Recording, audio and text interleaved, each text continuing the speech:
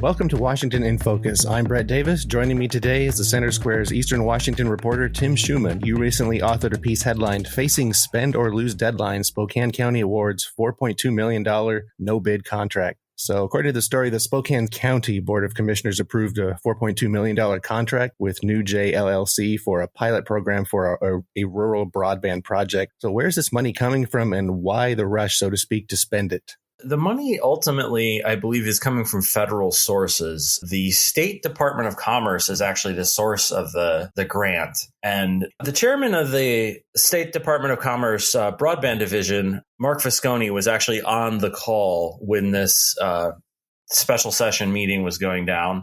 And he was saying essentially he was excited to disperse these funds. I think everyone involved was a bit under the gun that there was this $4.2 million sitting around that if it's not spent by June 30th gets clawed back to the federal level. I see. Now, as I understand it, the plan here is, as you've noted in your story, quote, broadband in a box, end quote, deployment. What does that mean exactly? How is this different from, regular broadband? So most broadband comes over physical wires.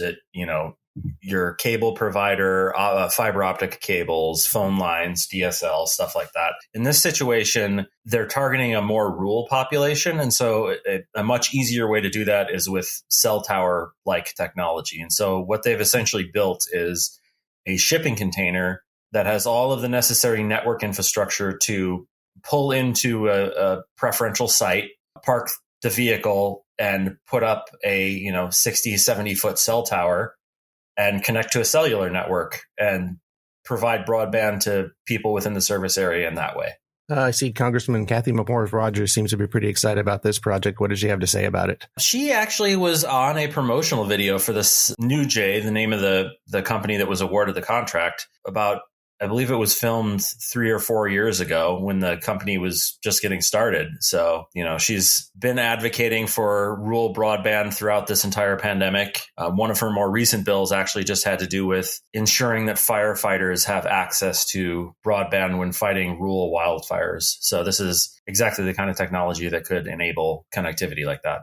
Well, that's good timing then. What with the start of wildfire season? As the East Coast is now learning. Yes. So what is the timeline for this project? So the timeline, they were very, very emphatic that for these funds to be used, the actual materials and the deployment must have all of the physical materials procured by the 30th of June. And the company is saying that they have already met 80% of that deadline and they will get there by June 30th. And then after that, there's of course, metrics and milestones that they have to track to make sure that the funds are being spent appropriately and in a timely manner. They didn't delve into the details of that because they were still just approving the initial contract and disbursement of the funds. There was some back and forth between the company and the county council, the rural development authority involved for pushing for these funds to be used for rural broadband.